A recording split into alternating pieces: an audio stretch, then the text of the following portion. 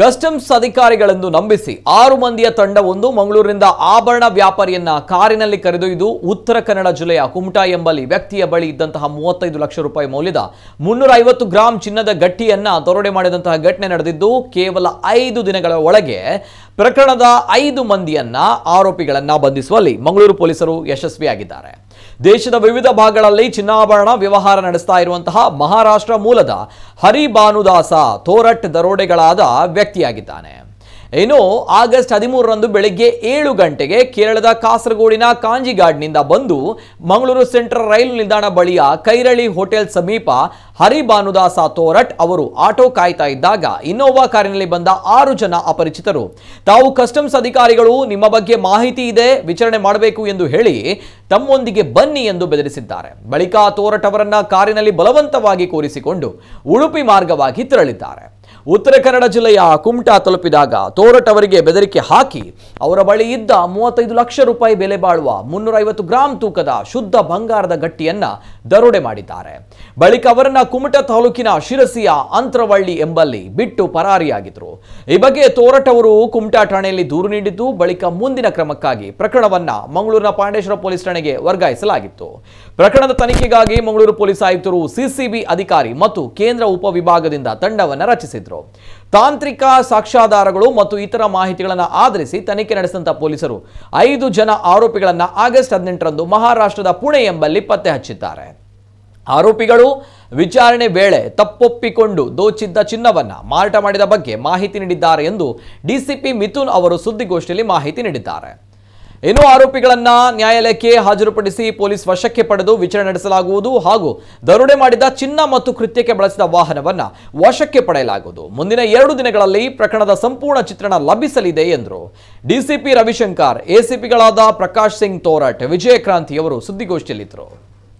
Mangaluru central railway station ಅಲ್ಲಿ ಒಬ್ಬರು auto ಇಳಿದು ಬರ್ತಾರೆ. ಶ್ರೀ ಭಾನುದಾಸ್ ಹರಿ ತೋರಟ್ ಅನ್ನೋರು. ಅವರು ಕೇರಳದ ಕಾಸರಗೋಡಿನ ಕಾಂಜಂಗಾಡ್ ಅನ್ನುವಂಥ ಒಂದು ಊರಿನಿಂದ ಟ್ರೈನ್ ಹತ್ತಿ ಇಲ್ಲಿ ರೈಲ್ವೆ ಸ್ಟೇಷನಲ್ಲಿ ಬಂದು ಇಳಿತಾರೆ. ಸೊ ಅವರು ಆ ರೀತಿ ಬಂದಾಗ ಅವ್ರ ಬಳಿ ಸುಮಾರು 350 ಗ್ರಾಮ್ನಷ್ಟು ಶುದ್ಧ ಬಂಗಾರದ ಗಟ್ಟಿಯನ್ನು ತೆಗೆದುಕೊಂಡು ಬಂದಿರ್ತಾರೆ. ಅಲ್ಲಿಂದ ಖರೀದಿ ಮಾಡ್ಕೊಂಡು ಬಂದಿರ್ತಾರೆ. ಸೊ ಅವರು ಇಳಿದಾಗ ಆಟೋ ಹುಡ್ಕೋಗ್ಬೇಕು ಅಂತ ಕೈರಾಲಿ ಅನ್ನುವಂಥ ಒಂದು ಹೋಟೆಲ್ ಇದೆ. ಸೊ ಅದರ ಅಪೋಸಿಟ್ ಆಟೋ ಸ್ಟ್ಯಾಂಡಲ್ಲಿ ಆಟೋನ ಕರೀತಾ ಇದ್ದಾಗ ಯಾರೋ ಅಪರಿಚಿತರು 4 ಜನ ಬಂದು ಇವ್ರನ್ನ ಫೋರ್ಸ್ಫುಲ್ ಆಗಿ ದೂಕೊಂಡು ಇನೋವಾ ಕ್ರಿಸ್ಟಾ ವೈಟ್ ಕಲರ್ದೊಂದು ಗಾಡಿಯಲ್ಲಿ ಇವ್ರನ್ನ ದೂಕಿ ಕೂರಿಸ್ತಾರೆ. ಆ ಗಾಡಿಯಲ್ಲಿ ಈಗಾಗಲೇ 2 ಇರ್ತಾರೆ. ಸೊ ಒಟ್ಟು 6 ಜನ ಏನಿರ್ತಾರೆ ಅವರು ಈ ಫಿರ್ಯಾದುದಾರರನ್ನ ಫೋರ್ಸ್ಫುಲ್ ಆಗಿ ಕೂರಿಸ್ಕೊಂಡು ಅಪಹರಣಕ್ಕೆ ಇದು ಮಾಡ್ತಾರೆ. ಬಟ್ ಇವ್ರು ಕೇಳ್ತಾರೆ ಯಾರು ಅಂತ ಕೇಳಿದಾಗ ಅವರು ನಾವು ಕಸ್ಟಮ್ಸ್ ಅಧಿಕಾರಿಗಳು ಅಂತ ಇಂಪರ್ಸನೇಟ್ ಮಾಡ್ತಾರೆ. ಪಬ್ಲಿಕ್ ಸರ್ವೆಂಟ್ಸ್ ಅಂತ ಸುಳ್ಳು ಮಾಹಿತಿಯನ್ನು ನೀಡಿ ಇವ್ರನ್ನ ಕರ್ಕೊಂಡು ಹೋಗ್ತಾರೆ ಆ ಇನೋವಾ ಕ್ರಿಸ್ಟಾ ಕಾರ್ನಲ್ಲಿ. ಸೊ ಇವರು ಹೀಗೆ ಉಡುಪಿ ಹೈವೇ ಮಾರ್ಗವಾಗಿ ಕಾರವಾರ ಮಾರ್ಗಕ್ಕೆ ಹೋಗ್ತಾ ಇರುವಾಗ ಕುಮಟಾ ಬಳಿ ಸುಮಾರು ಬೆಳಿಗ್ಗೆ 9:30 ಅಷ್ಟೊತ್ತಿಗೆ ಇಲ್ಲಿ 7 ಗಂಟೆಗೆ ಹೊರಟಿರ್ತಾರೆ. ಕುಮಟಾ ಬಳಿ ಅಂತರವಳ್ಳಿ ಅಂತ ಒಂದು ವಿಲೇಜ್ ಬಳಿ ಇವ್ರನ್ನ ಇಳಿಸ್ಬಿಡ್ತಾರೆ. ಮತ್ತು ಅವ್ರ ಬಳಿ ಇದ್ದಂತಹ ಈ ಚಿನ್ನದ ಇದುಗಳನ್ನೆಲ್ಲ, ಚಿನ್ನದ ಗಟ್ಟಿ ಏನಿತ್ತು ಅದನ್ನು ತಾವು ಇಟ್ಕೊತಾರೆ.